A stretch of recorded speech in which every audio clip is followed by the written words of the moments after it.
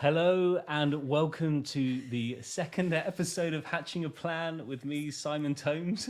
Sorry, you were really funny. And me, Emma, the embryologist. Unbelievable. We're supposed to be a professional outfit here. Just we're married. For those that don't know us, I have the pleasure and privilege of being married to Emma, the embryologist. And this is all about education. So for those who are unfamiliar with Emma, she does incredible things for the world of fertility, and I'm here to amplify you and ask lots of questions. And today we are going to talk about everything you need to know about donor sperm. So first of all, thank you to our listeners. We see we have 15 people with us today, which is wonderful, and that number keeps going up, so this is great. So we're based in Teddington, UK. We're going to have a UK focus today as well. So there are rules that are different across the globe, but this is UK focus. Yep. If you want to share on the chat where you're dialing in from, that'd be lovely, just so we can get to know you a little bit and do a bit of interaction with the folks who are listening today. So, we see a message coming in from Sidonia. Hi, Emma. Thank you for hosting the session. Great. You're more than welcome. So stick with us. We've got an hour. And this is how it's going to work. We are going to, you're going to share some slides and run through a lot of information in a short space of time. Yep. If it's all too much, you can come back to this session again. It is recorded. We will post links on where you can find that. This will eventually turn into a podcast called Hatching a Plan, and we'll talk about that in a bit. And you can come back to it. If at any point during Emma's webinar, you have a question, just post it in the chat, and either you'll get to it eventually with your presentation, or if not, you'll jump straight in and answer a question as soon as possible. Vivian, welcome from Edinburgh. Lovely to have you here. Mary Ann from Georgia, US. And we have Imogen and John, fellow Londoners. Good stuff. That's lovely to have you with us today. This is great. So, just before we dive into this topic, why are we doing this? And I don't mean that in a flippant way, but just like, why are we doing this? So the short answer is because you told me I had to. Why are we doing this? Because I don't think it should be this hard to get the level of information you need to understand whatever your journey looks like and all the bits and the nuances that go with it. I don't think it should be that hard to be able to access really clear information before you delve in. I also feel very, very strongly that people have information to make informed consent. Yep. I don't think you can give consent, and I don't think you can know what information you are reading, getting, all of that thing, unless someone actually takes the time to speak to you. And I equally don't think you should pay for that, because you are going to potentially, in fertility treatment, pay out a lot of money. And I just don't think it should be this hard to access information. Yeah. So you're saying there's lots of unknowns essentially when you go into this journey. You don't know what you don't know. Yeah, exactly. So actually, I think what gets me time and time again is some of the things that I think come really straightforwardly, and I think doesn't everyone know that because it's been in my brain for so long. And then you tell someone something and they're absolutely horrified because nobody's ever told them. And how many years have you been an embryologist for? 22 in October. I know I don't look old enough. You don't look old enough. No, I really do. So Emma really knows her stuff. So I don't have a medical background. I work in community and technology. But I've lived with Emma for many, many years. Such a poor sod. So I hear everything. So I have a little bit of knowledge, but my role for today is to host and to ask the questions and make sure you as the audience feel welcome. And enjoy this experience. I appreciate it's overwhelming. It can feel scary. It's a lot of stuff that's like, what do we need to know? So Emma is here to help. We've got a few more folks dialing in as well. So Amy from Sussex. Hello, Amy. Sophie from Northern Ireland. Wonderful. And Catherine over in Norwich there. So welcome. Okay, and shall we jump into your presentation? Let's bring that up. But please just fire questions at me, because what I'm trying to do is, it's going to be quite generic, but I'm going to try and answer some of the most common stuff that I get asked. And donor sperm is a minefield, to say the least. Yeah, let's jump on in. Excellent, let's do it. So everything you need to know to get started. Here we go. Okay, so probably where we should start is who needs donor sperm. I think the misconception about who needs donor sperm is that it's single women or same-sex female couples. It is so much bigger than that. It's trans couples, it's heterosexual couples with a serious male infertility. It's actually people that have had a vasectomy, for example, and a reversal hasn't worked and stuff like that, and they've met later on in life.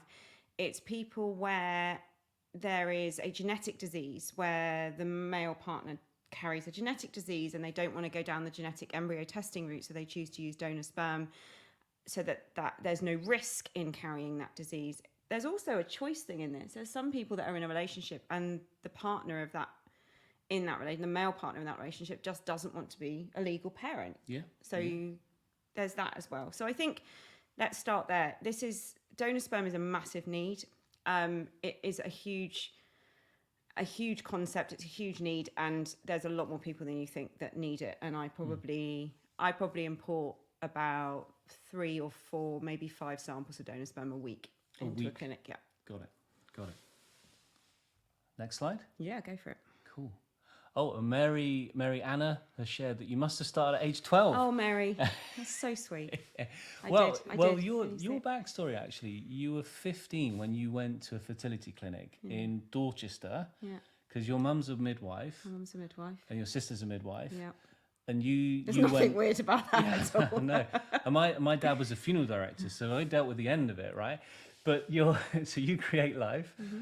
Anyway, this is about you. So you went to a clinic in Dorchester, right? And there was something about that. Yeah. There was something about that. So I went to my work experience in Dorchester when I was 15, and I was completely gripped. And thankfully, I really enjoyed it, because otherwise I would have been absolutely screwed doing the job for 22 years. Because I did all my degrees based around being an embryologist. Yeah. So. Yeah. Okay, we'll move on. So next one. So types of donors. So I think just to make this really, really simple, there are 2. For you as a patient coming to this, there are 2 ways that you can access donor sperm. There is anonymous to you. Now, I'm not going to use the word anonymous very much, because you'll find out in a minute that donors aren't anonymous. But when I mean anonymous to you, is that you don't know who they are. They have a code. They have, you buy them from a donor bank or a depository or whatever that is, but you don't know who they are. Now, the pros of doing that is that all your testing is done. All the legislation is adhered to, the counselling is done, the background checks are done, the medical history is done. But the cost of this, and because of the amount that goes into recruiting donor sperm, it is massive. You can pay anything between sort of £600 and £1,000 upwards per sample, depending on the type of donor, the availability, etc. So there's also variable family limits, which I'm going to get onto in a minute, because I think it's a really important thing. I'm going to interrupt. Question appearing in my head already. Yeah. When you say per sample, does that mean you use the sample and then you can do lots of stuff with it, or that's it? The one-on-one? Seriously, I'm going to get to that. Okay, this is good. I'm genuinely don't know the answer to that. You think I'm annoying to live with? Okay. Ask a lot of questions. The only thing about using a donor that is anonymous to you is they have to consent to be used, but there has to be said that consent can be withdrawn. So there's never any guarantees with any consent, with any couple relationship or anything, but donor sperm is the same. It's incredibly unlikely that the consent will be withdrawn, because there is a lot of counselling involved. So that's the type of donor that you buy as a code, as an entity. The other type of donor is known to you. You can actually use a donor known to you. It can be a friend. It can be. I've actually done quite a lot of an infertile heterosexual male couple with the male is infertile. We've used his brother. Yeah. So you can use a donor known to you, and there's some pros and cons about that. The pros are that you are able to keep all those samples for yourself. You are paying for all the screening for that donor.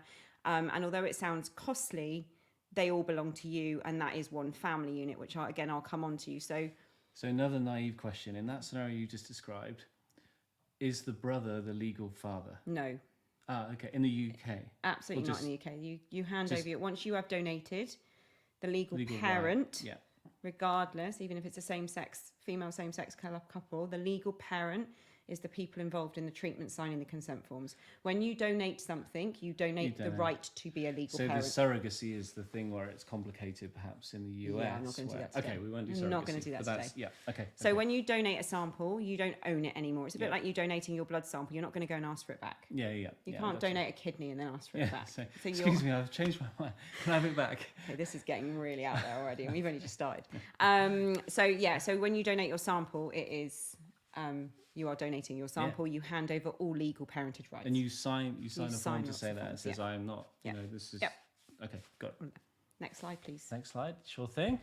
And also, if in the chat, if you've got any questions popping into your head right now, because like they are popping into my head, please do put them in the chat. We can bring the question up onto the screen as well for others to read, and Emma, you can jump on in and answer anything. But let's crack on. So why do they donate? Well, how long is a piece of string? This is a really hard one. So I used to work in a bank where we recruited donors many, many years ago, and I'm going to get onto the laws in the UK because it's changed significantly in the last 20 years. Most of it was altruistic, to be honest. And when I say altruistic, I mean, they normally had like some sort of background or some sort of calling where they really, really wanted to do this.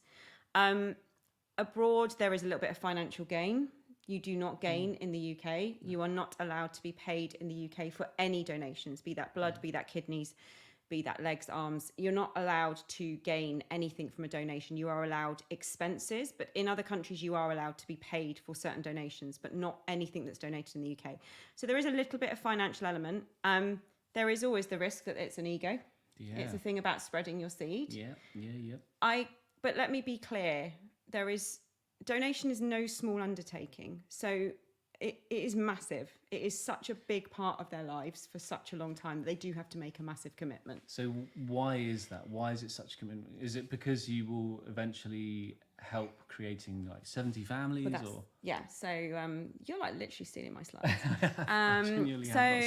It's because if you're donating for one couple, then your undertaking would probably be 3 samples. You would probably give over 3 samples of semen ejaculate, and then we would break that down into say 12 usable samples. But if you're donating for a donor bank, depending on what that donor bank is looking to get from that donation or where they are supplying to, you could be donating with that donor bank for 12 to 18 months, and then you could be on a recall register to come back if they need any more from you. So it's not a small undertaking, it's a big deal. So I think there are many reasons that people donate, but I think we need to be very clear of how much they have to commit to do it. And are the donor banks, like maybe this is slightly off topic, but I'm going to ask it anyway, because some people might be thinking the same. Are they for profit, or are they funded by the government and backed by the government to help people, or how does it? So a bit of both. In the US, in the UK, there's a couple of NHS donor banks. Yeah. But ultimately, yes, they're for profit. They are big companies. And the reason they charge is because they have to store it and all the legal stuff and all the testing. The expense of it is massive. Yeah. But yes, ultimately, they're businesses. Yeah. And a clinic will pay that donor bank via the... Can I get onto that? Okay, sure. Sorry, folks, I'm getting ahead here. But next slide. Yeah, go for it. Okay, here we go. Okay, so what happened in the UK? So before 2005, all donors were anonymous. And then, now this is my favourite word, which I couldn't actually say for a really long time. The anonymity was removed It's a good in word. 2005. It's like the most ridiculous word.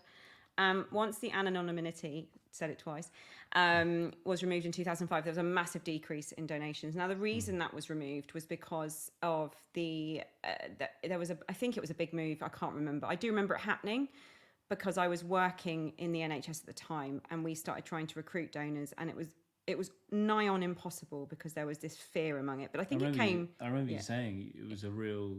It was hard. Real shift. You were like, oh. And before the donors could turn up, they could donate. I mean, go back to like the 1980s, 1990s.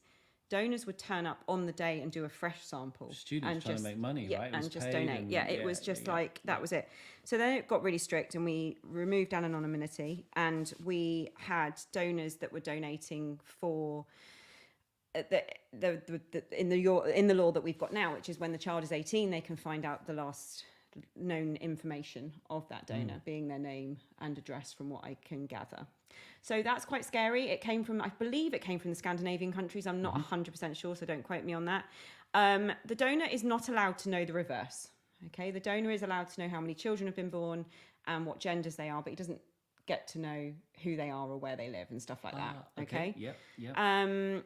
So it's really important that when you're talking about getting donor sperm, especially when you're getting donor sperm from abroad, which is where the biggest donor banks are, you are dealing with donors, and it's called an ID release donor. Okay. Now, most of the banks are so good with UK law that they will have a British flag next to their donors that are ID release. And that means the donors, even in the US, in Denmark, in Sweden, wherever the donor bank is, those donors have signed UK consent forms. Okay. I see what you mean. So they can be shipped and used so on under their that database, they know that they don't have to go through. Okay. So that was the biggest shift in the UK law. So a comment coming in from Mary I'm about Anna. to get onto that. So for anonymous, let me just bring this up on screen, and I'm just going to switch the view so it's just we'll come off the slides for a bit. So Mariana, thank you for sharing this comment. So for anonymous, there is a requirement to quarantine the samples for 6 months, which is also part of the extended commitment. Is there the same requirement when dealing with the known donors? Yep, you've taken my next slide, I think. But yes, there is. It's exactly the same. So UK law is the same for known donation as it is for anonymous donation.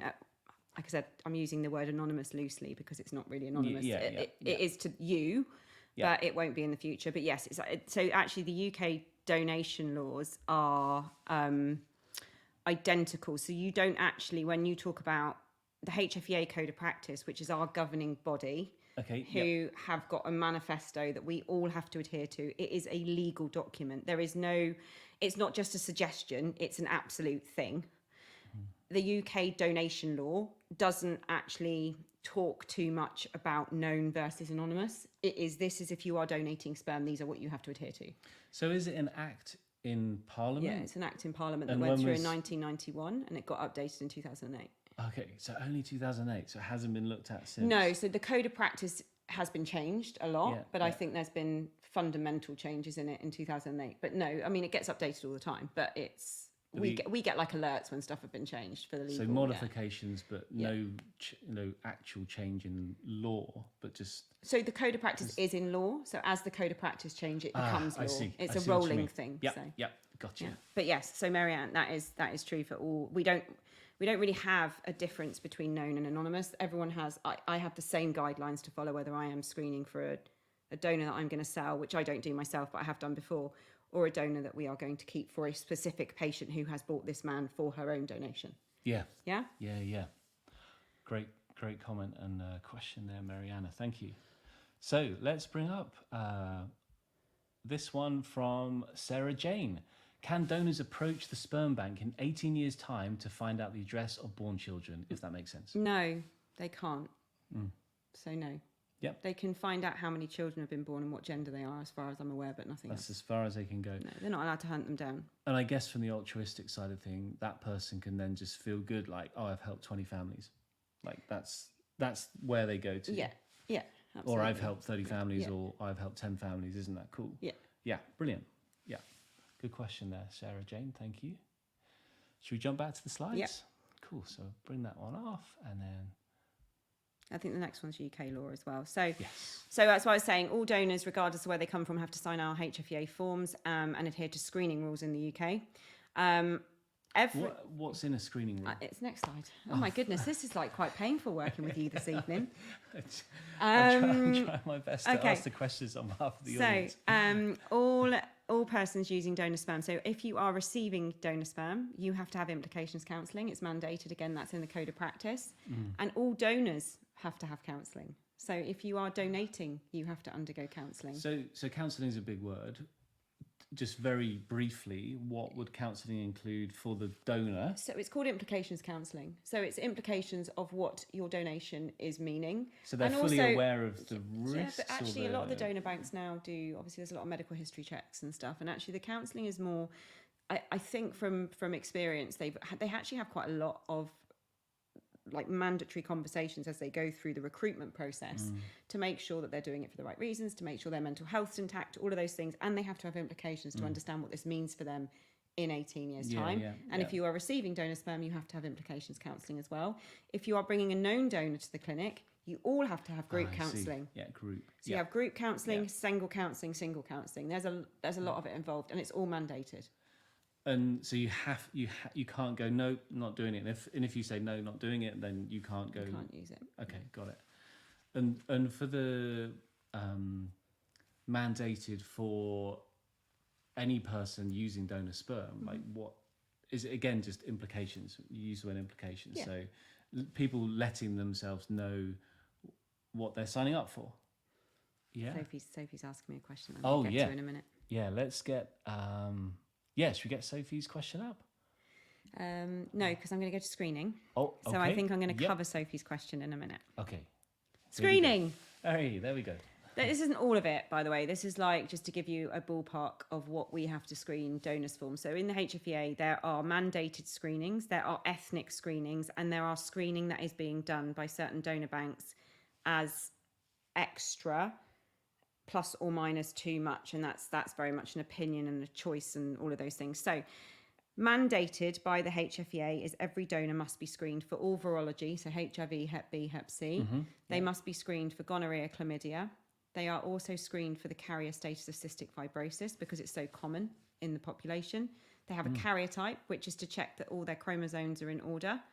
They also have CMV, which is what Sophie's talked about. And they have, we do other things like we check infection in the semen, and there are other things. But there's a whole list on the HFEA Code of Practice that is very much, every donor has to have this before they donate.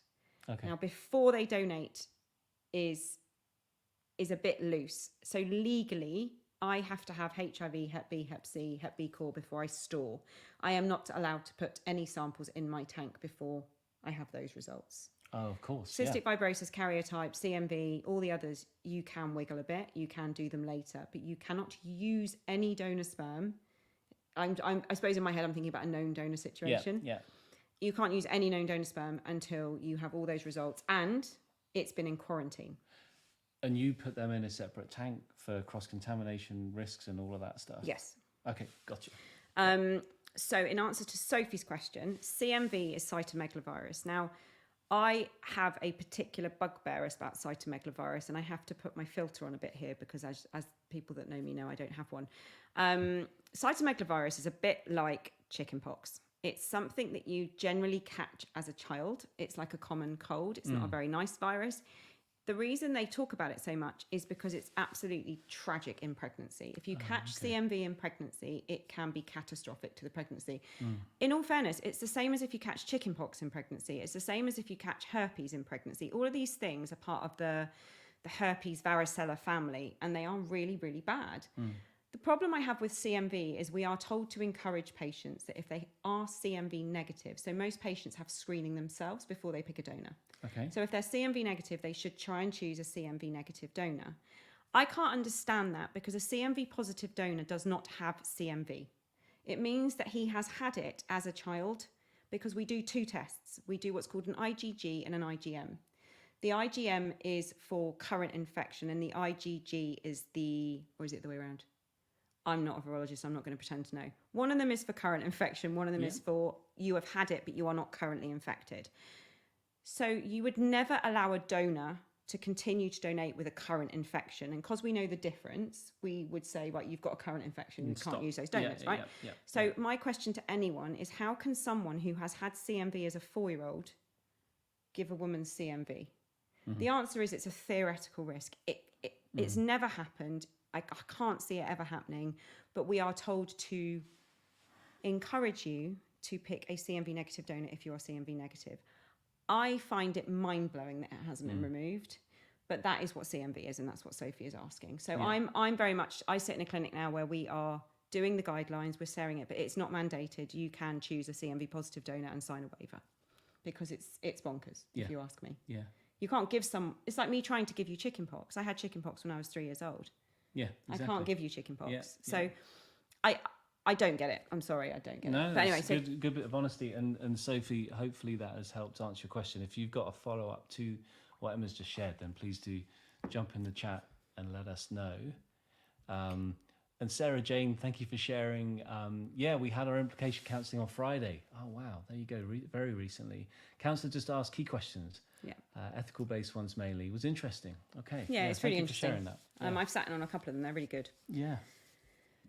Back to the slides. Back to screening. So quarantine means a period of time that has to pass before you can release the samples for use. Now, Mary Jane said 6 months. You can actually release samples a bit earlier than that if you're going to do what's called NAT testing. So there's 2 types of testing for HIV, Hep B, Hep C, Hep B core.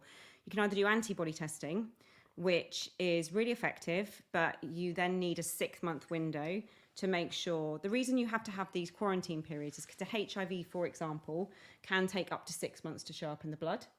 So once you're frozen a sample and someone was then to contract it, say that day, it wouldn't show up for 6 months on a certain test. There is a different test called NAT screening that we use in the UK, and we release samples after 3 months because it's much more, it's just more sensitive to HIV, Hep B, Hep C. And Hep B core. So you can release samples after 3 months, but every sample has to go through a period of quarantine. So if you are thinking of recruiting a known donor, for example, you always have to factor that into when you can use the sample. So you're planning as far ahead as 6 months. Yeah. You have to plan. However, as 6 months. if you're buying from a donor bank, they will only release samples to you once they're out of quarantine.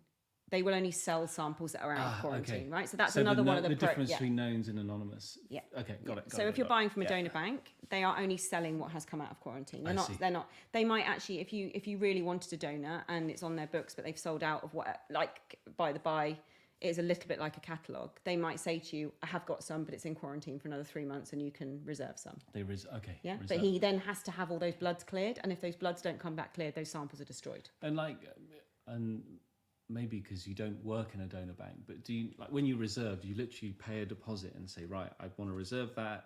It's really different. Different donor banks do different things. Okay, fair enough. It's very, very you're donor going to bank. share some example donor banks a little bit later. Yeah. Okay, cool. Okay, right, next one. So what do you find out about the donor? Now, this is really, really one of the biggest questions I get asked. And actually, a lot of this is personal choice. So especially in the UK, you will not find out a lot. The donor banks in the UK, a lot of them are still in the NHS, or if they aren't, it's not quite the same as buying from abroad. So you will find out hair color, eye color, height. You have lots of background information about them. You'll find out their education. You might get what's called a pen sketch, whereas the donor might do a little writing about themselves, and they might do that in their own handwriting. That's encouraged. Oh, wow. But actually, you get quite limited information in the UK. Blood group, you get that.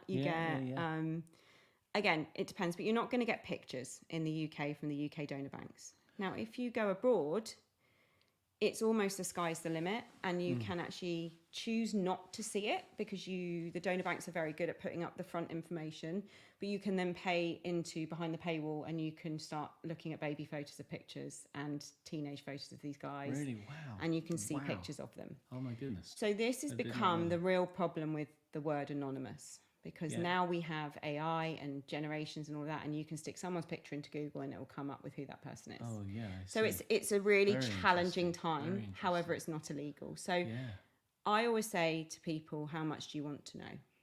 Because actually you get to choose that. Okay, now a question back to you about that, because that is utterly fascinating, particularly where it's much easier to find people online if you dig a little deeper. What percentage of people say, I want to know everything as much as possible? And I ask this question, like, you know, it's all anonymous, but it's more for our audience, like how comfortable they feel about it, and you know, what sort of. So interestingly enough, it's the demographic of patient that wants to know more or less. So generally, if it's a heterosexual couple where the man is infertile, and tragically they've probably been through a huge amount to get to where they are now, and they found out that there is going to be no possibility of conception, like for a genetic disease or for what we call azoospermia, which is no sperm seen at all for lots of different reasons, like when you get mumps as a child or something like that. They don't tend to want to know a lot, actually. I think it's easier not to. Yeah. This isn't a black and white answer, by the way. This is just my general what I've seen over the years. Yeah, and that's my question, is a general, like, whereas single women, same-sex female couples are very much more want to know everything. probably to get more control over it. Yeah. Which is, again, it's just an observation. Absolutely, yeah. I don't think there's a right or wrong answer to this, actually. No. I think it is very much, but I think it's really important that you're comfortable with what you see and what you don't see. So it really comes down to personal choice. Yeah, 100%. And the individuality of individual or that couple. Yeah. So also you can find out if they've had previous pregnancies. Some of the donor banks, some of the donors have been donors for a really long time, so might say that they've got proven fertility. And that, I guess, is a weighting, like, oh, okay, if they've had success in the past, then there's more likely that it will be successful. Yeah, but equally that wouldn't put me off, because a lot of the donors that donate abroad are quite young, so they won't have had their own families. Oh, I see. And they might not have been used that much. Yeah. And actually they're incredibly well screened. So I don't think it would be the reason I didn't pick a donor. So the stats don't really matter at that stage? Not at that stage. If it's like someone in their early 20s or mid-20s, and this could be the first time that. And you've got to remember the donor banks are tracking it as well. Yeah. So they don't want to be selling a donor that's not making pregnancies, right? Yeah. So they will be tracking the first 10 sales that they do, and then getting feedback from that as well. Yeah. Wow. And so do the donor banks then go, right, well, this person is not having success, and they literally take them off their books? I think they probably investigate it, but yeah, it would have to be quite. I have seen it once actually, but it was many years ago. As in, they went, this donor's just not good enough, and they're not having any success. It was in the UK, but yeah. Oh, there you go. We never really did get to the bottom of it, but there's always going to be those ones that look okay on analysis, and then the reality is different. Yeah. But that's a smaller percentage, you say. Tiny, which is why it wouldn't be if I was choosing a donor, and people say to me quite a lot, should I be looking for someone with proven fertility? I think you need to, what I will say is the donor banks that we work with, which I will name a few just because I think it's really good to have a view of what's out there. Yeah. Most of them will have someone at the end of the phone that actually knows these guys, and they'll be able to tell you a little bit more about how long they've been donating, and actually if it's a worry, or if all of those, they're actually really good at communicating with you. They know these people. They gotta be. Yeah. Yeah. They don't want you to feel like this any more than you do. Yeah, that makes sense. Okay, so let's just jump onto the chat to see if we've got more stuff coming in. Oh, good stuff, Sophie. So thanks for answering the CMV question. That's put me right at ease. Oh, good to hear that. And Sarah Jane also, CMV question, was same as Sophie. I wanted to know too. Was fab. Brilliant. Okay, Emma, also nature-nurture debate comes into play when choosing donor sperm. It did for us anyway. Yeah, absolutely. I mean, it's so true. Yeah. It's so true. And actually, I'm a big believer in nurture over nature, to be honest. I think that there are certain things that nature absolutely plays a key role in, but ultimately you're bringing that child up, and that's where all your mannerisms come from. It's not from... Yeah. I'm a massive believer in that, so... Absolutely. Okay, let's bring up this from Sophie. So we're doing treatment in Southern Ireland, and you get everything, and then some extra when it comes to knowing about the donor.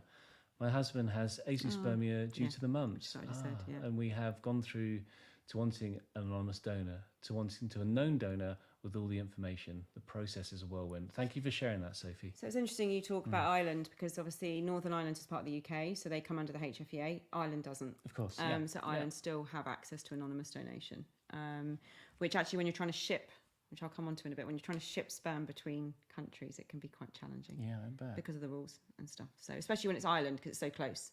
Of course. And actually their rules are quite different. Yeah. Exactly what you say. You go through waves of emotion, I think, especially when you are in a situation like you are with azoospermia caused by mumps. You go through waves of what you want to know, and then how much more comfortable you get with that process. I think it changes. And that's why I think counselling is so key. And I don't think it should just be the mandatory stuff. I think in situations like Sophie's, it should be extensive, and I think actually should be funded. Personally. Yeah. But. And the point being, how you might feel in 1 month can feel completely different in month 2. Yeah. And you get more comfortable with it a little bit. Yeah. Thank you for sharing that, Sophie. Really appreciate it.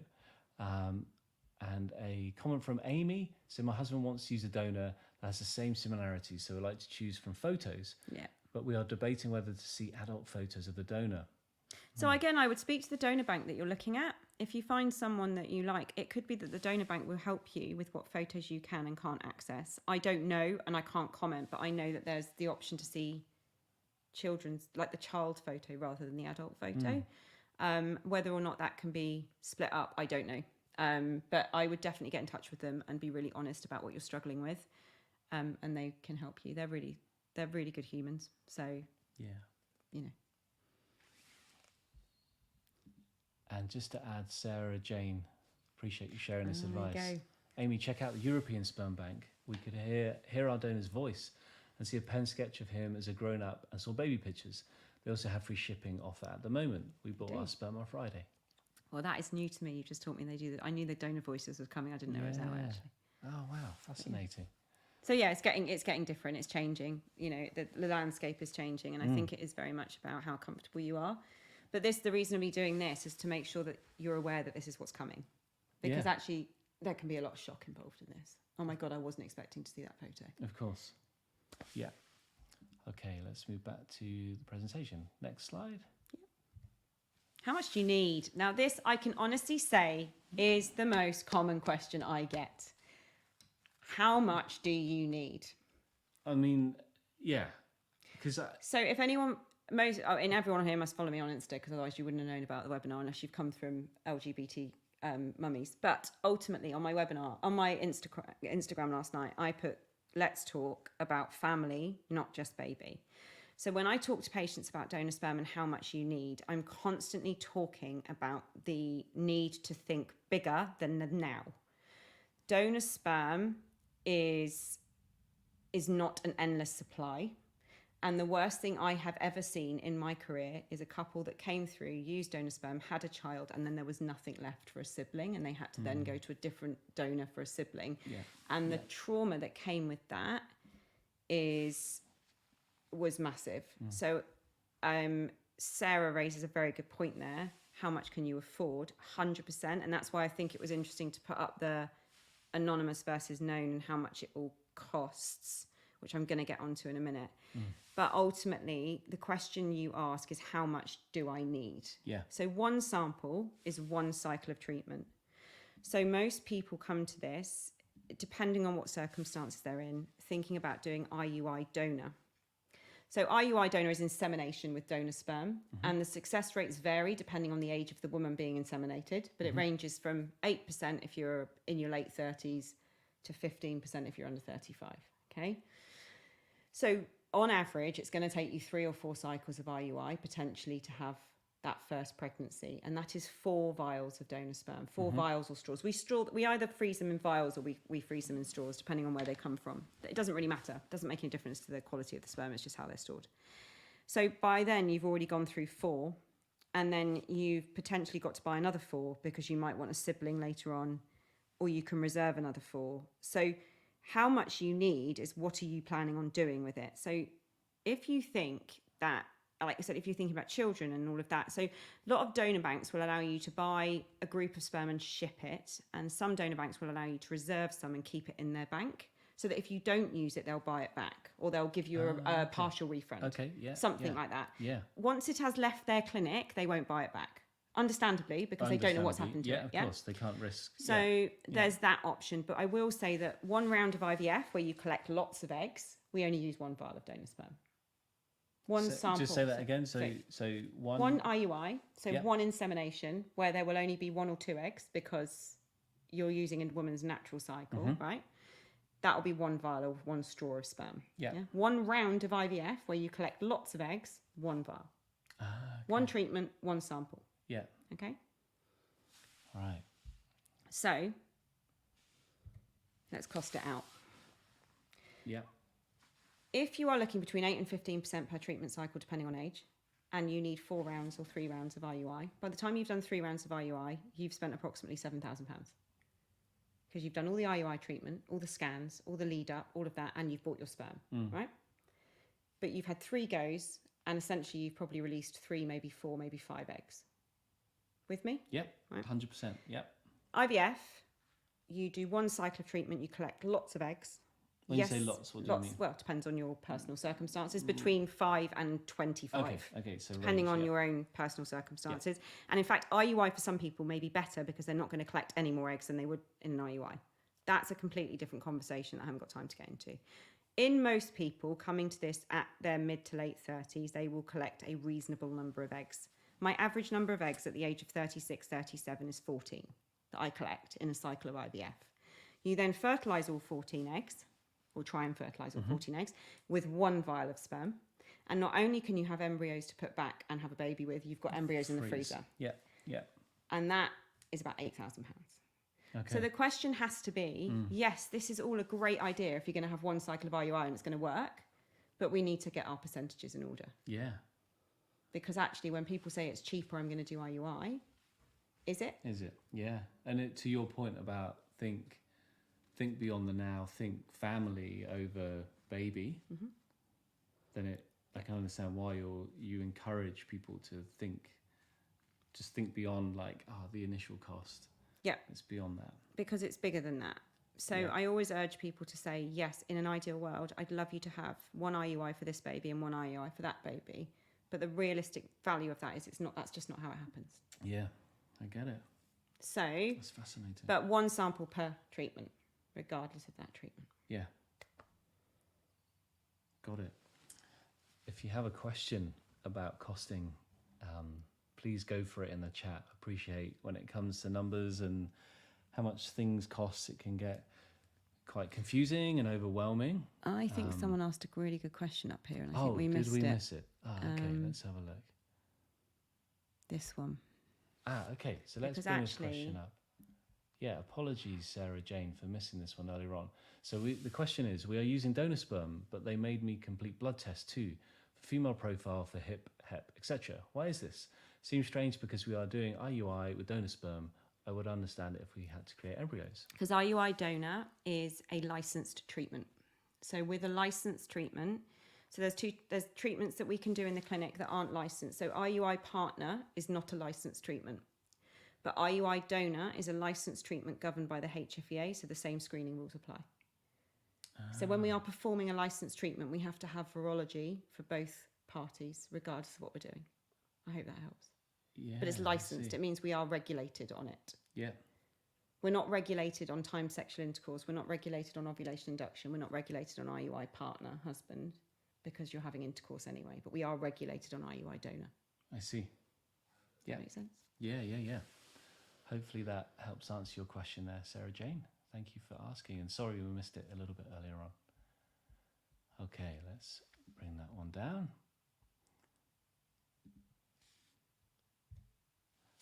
Okay, the acronyms. So when you go onto any donor website, what they're going to say, it says things like IUI and ICI and ART and MOT20 and MOT10 and ICSI. Oh my goodness, how is anyone meant to understand this? So different donor banks will do different things. Yeah. Ultimately, what I'll tell you is that in a clinic that we work in, because the reason that the donor banks, they don't tend to do this in the UK, you tend to just get unwashed or what we call ICI sperm. ICI stands for intracervical insemination. It's unwashed, it's raw semen, and it's just cryopreserved. That's how we preserve most sperm.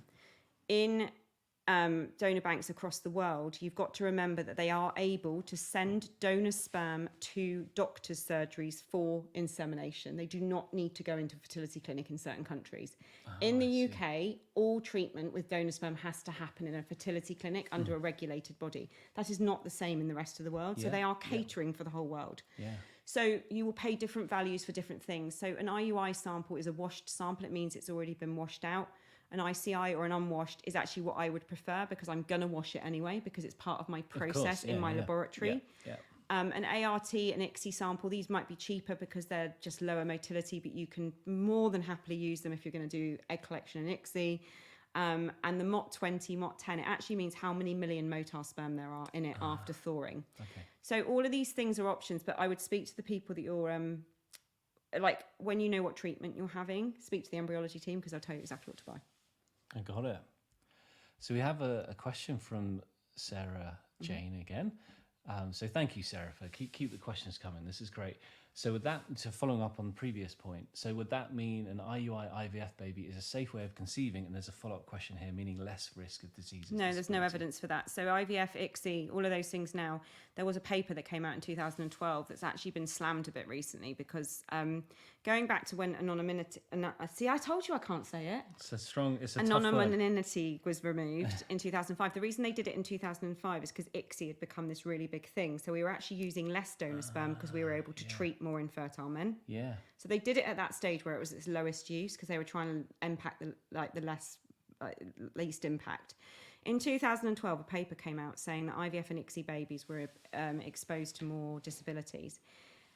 You have to understand that back in the day, the ICSI babies that we were using ICSI for back in 2010, 5, 6, 7, 8, 9, 10, before that paper was published, we were treating the most infertile men with ICSI, right? So you can't question sticking a needle in an egg. You have to question why did they have such a low sperm count in the first place? And a lot of it is genetics.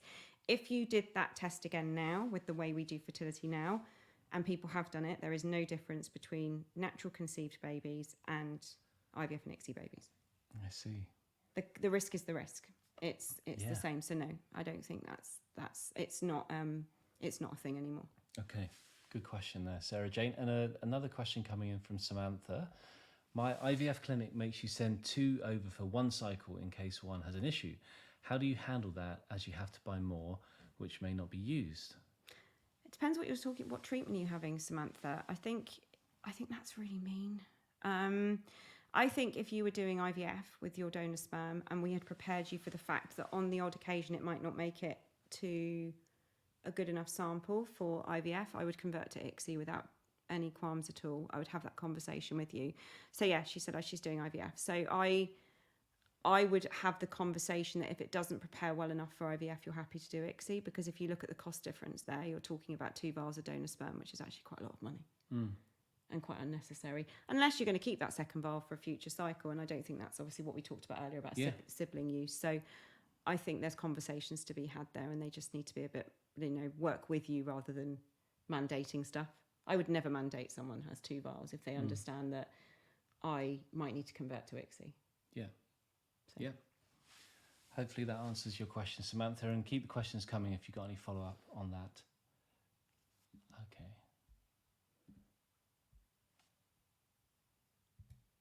So I think I've gone through quarantine. So I think we're clear on that. The reason I want to skip on to the next one is because I've actually got a couple of really important slides and I'm running out of time. As always, I talk too much. Families. Right.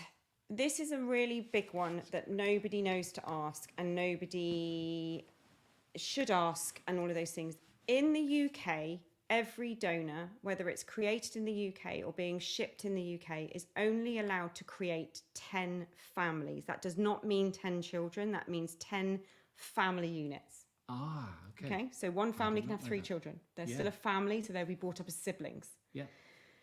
So most of the UK donor banks, as it stands, do not have enough donors sperm to ship out of the UK, so most of it is kept in the UK, right? So there are donor banks throughout the UK. A lot of donor banks keep their donor sperm in-house because it brings patients to them. I understand it. There is a huge shortage, right? So in the UK, you are only allowed to create 10 families from a donor sperm. If donor banks are shipping into the UK, for example, the European Sperm Bank or Zytex or Cryos, they are only allowed to ship in to 10 people. For 10 families. They sell it as a pregnancy slot. But that does not mean that they are only creating 10 families.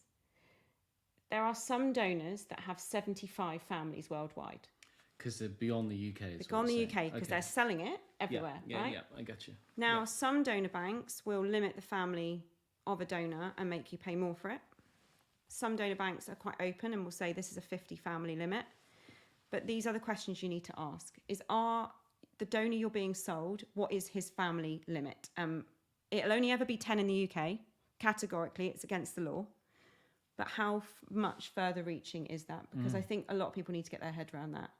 But how do you ask that? How do you find that out? The donor banks will tell you. You just have to ask them, or they just tell you? No, the donor bank should have a family limit. But if they don't talk about it, then your recommendation to the audience today is to ask. Just ask, what is your family limit for this donor? for They this will have donor different family limits across yeah. the globe? Yeah. Across the globe. It'll That's only the ever be 10 in impression. the UK. They can't sell anymore. Yeah. And if they say otherwise, then you're like, oh, hang on a minute, you know, you can't. Yeah, they can't. Yeah, legally they can't. So they only sell it 10 times into the UK. So you encourage... Unless someone doesn't have a child or any more embryos with that, and then that person can release that pregnancy slot and someone else can buy it, if that makes sense. If unsuccessful? Unsuccessful, yeah. Okay, And so they report back? Yeah, and... yeah, we report back. Oh, of course, you report back. Yep, I understand. Okay. I understand. So family limits is a really, really big thing that I think people... There are now donor banks. I have certain opinions about this, as I do about everything. Of course, yeah. About exclusive donor packages that are costing extortionate amounts, and I'm finding that hard to get my head around. I'm not going to say any more on it because I'll get upset. Okay, okay. Yeah, let's not get you upset. But Sarah, there's a comment coming from Sarah here. Sarah Jane. Apologies for not saying your full name there. So with the European Sperm Bank, they made us pay £550 plus VAT to buy a pregnancy slot. The small print did say that if we failed to get pregnant, they will refund us the pregnancy slot money, which we thought was pretty decent. Yeah, and that's what I do quite a lot. So if in the sad occurrences where someone doesn't get pregnant with a donor and they've got no embryos and there's no sperm left, I will email the donor bank and get that pregnancy slot released and your refund given to you. That's part of our responsibility as embryologists to do that. Yeah, yeah. That's part of your process. And a question from Amy. So is it best to buy Mott 20 more than 10? Depends what you're using it for. If you're already having ICSI for whatever reason, then you don't need more than a Mott 10. But if you are looking to because of the process of ICSI, it doesn't matter. You don't need it. I need 10 motility. moving sperm. I don't need to rely on the motility. Yeah. If you're having IVF, then you've got a bit more of a guarantee with a Mott 20 that we're going to be able to get it to a point where it's IVF-able.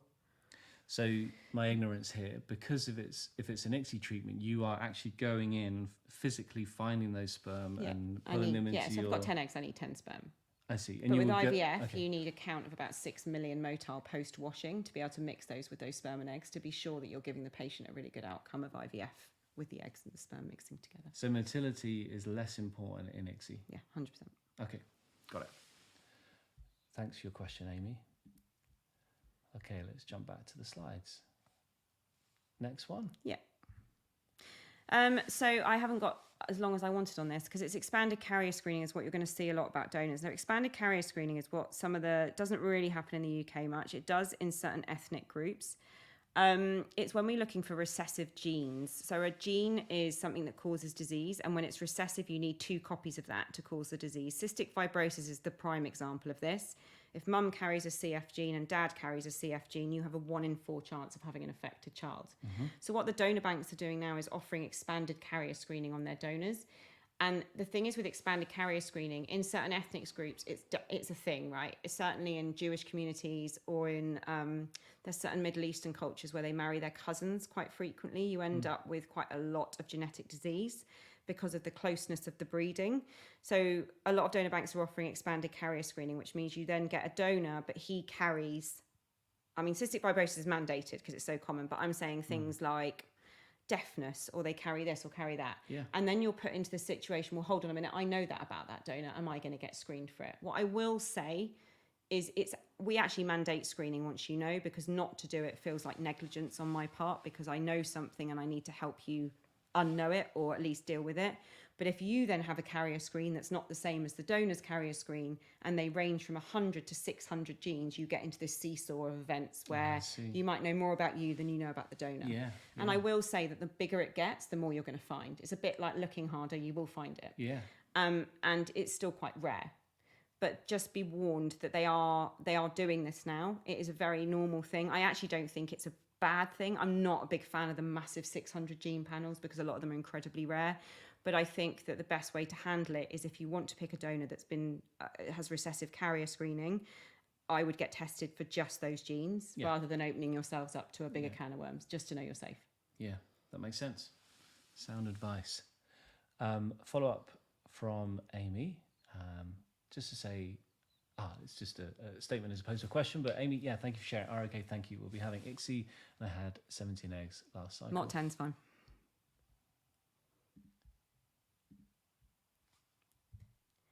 So example banks, I've just put a few on here just to show you the difference. I tend to work with the ones on the left, Zytex, Fairfax, California Cryobank, European Sperm Bank, Cryoros. The reason I work with them is they actually are really good at supplying ID release donors, which UK ID release donors.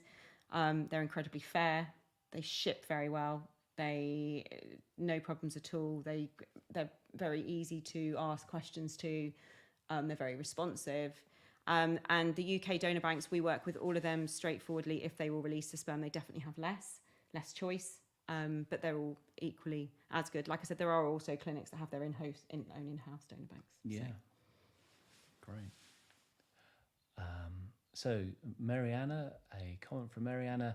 So Zytex does require a 3 vial minimum to secure a family slot. However, they do have a promotion for 10% off of the vial price Shameless with plug. mummies. There you go. Yeah, you see, these are the things that you'll find out from working with the donor banks. That's really interesting to know, Marianne. Thank you for sharing that. And I love the shameless plug. Get it in there. Absolutely. Keep the shameless plugs coming. We're all here to help each other. Absolutely. And that's it, really.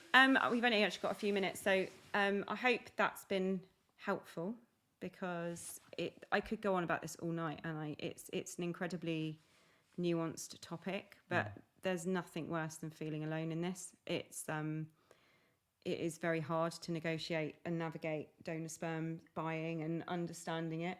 And the UK is just so heavily regulated, it makes it really, really challenging. So I hope that's been helpful. And if anyone does want to ask me anything in the last couple of minutes, please do. Do you want to know anything? Yeah, well, I mean, I've always got lots of questions, but yeah, I really appreciate you sharing. Yeah, and no worries there, Sarah Jane. Huge thank you for tonight. Sorry I joined a little late and asked loads of questions. No, Sarah Jane, keep the questions coming. This is what this is about. And to Emma's point, just to amplify, for those who aren't following Emma on Instagram at Emma the Embryologist, you're doing this because education is important to you. Yeah. And you share lots of great information. So, hope so. So any questions that you receive, whether it's through like a private message or direct message, can also inspire your answer to then share with more people. So, if you're asking a question for yourself, you're actually asking a question for many more people out there. So it's really important to reiterate that. Yeah, your question is only a question that someone hasn't thought of yet, exactly or that, probably needs to know. And exactly. I'm a big believer in all your DMs and all your questions. Actually, the reason this came around is because someone asked me about this, and I realised that actually this was a whole topic that everyone needed to talk about a little bit more. Which is why we're going to do PGTA, because that comes up a lot, and I could spend a whole evening talking about PGTA. So again, all of your questions tick over in my brain as, if you don't know that, then there's 100 other people out there that don't know it. So, and I know what I know, but I don't know what you don't know. So I'm always up for questions, because we are all in this together. Yeah, keep it coming for sure. Like, we've got to help each other out, right? That goes without saying. Thanks for the comment there, Mariana. Very kind of you. You are correct. The banks are available to answer questions to help our clients make informed decisions. Yep. Amy, thank you so much. There's loads of terminology. It was confusing, so I feel more informed. Oh, brilliant. That's wonderful. Thanks so much for this. We're just looking into donor route after multiple unsuccessful ICSI cycles. All the info is so helpful. Sidonia, please could you do a session on low AMH? Yeah, actually that is coming, because I'm trying to pull the data now from my clinic in regards to AMH levels, because it's something that no one's done before. So I give me a few months, because I've got a lot of data to put in and pull and all of that. But it is something that I don't think anyone's ever done, and it's something I'm really keen to do, because I think our low AMH data is brilliant. It obviously will be quite clinic specific, but it is a massively important topic that I want to get right. I don't want to get it wrong, because it's very challenging. Yeah, fascinating. And Catherine, lovely stuff. Great news about PGTA. We'll definitely join. That's my baby.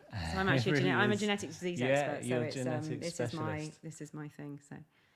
And Amy, that'd be amazing to know about that. And I know we are at the hour, but we're going to break all the rules if you want to stick around and go slightly over. So Sarah Jane asks this question: best part about your job? Oh Oof. my God. That's a great That's not my question. job. I get to make people's dreams come true. Yeah. And don't get me wrong, it's really hard. A lot of it's really hard because it doesn't always come true and it's hard.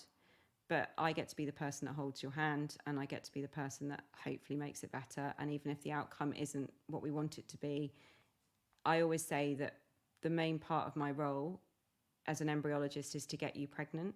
And if I can't do that, I need to help you understand why and help you move forward to whatever that looks like for you. And I think that if you can find that in a job, then yeah, I mean, it's pretty bonkers. So poor Simon has to listen to me all the time rant on about this. No, it's not for Simon. Like you're doing incredible things, and you're helping humankind, Yeah. right? So Yeah. I suppose I always say this, and I want our children to grow up in a better and more informed world. Yeah, more informed world. I want my and daughter to more- grow up not asking, not sitting in front of someone and saying, why did no one tell me that my fertility was going to decline? Yeah, So if I can play part of her world where she grows up and doesn't have to ask those questions and she's informed, then I'm playing that for a lot of people's children, and hopefully the children I'm making now will have a better future as well. So yeah, that's what this is absolutely. And there is a whole side of it where we want to try and get into schools and universities and educate. So yeah, if there's people out there that you know that are connected to that world, then please do let us know. So there's a huge opportunity there, and also going into businesses as well. That for some companies that are offering fertility treatment as part of their benefits, there's a lot of education to be had there. So yeah, just got to keep on doing it. Thank you so much. Yeah, really. Sarah Jane, you literally are Santa Claus. That's a brilliant. Next time I wear my hat. Yeah, that's it. So Dania, thank you for everything you do. And if you want to, if I wasn't going through this myself, I'd 100% work in a clinic. There you go, Amy. Thank you, Emma. You are brilliant and so clear. 100% agree with you there, Catherine. Archana, you should go into workplaces. We do actually go into workplaces. We've done a few big Yeah. ones, like big. I've done a law firm and I've done some. So it is there. The framework is there. It's just trying to find companies that.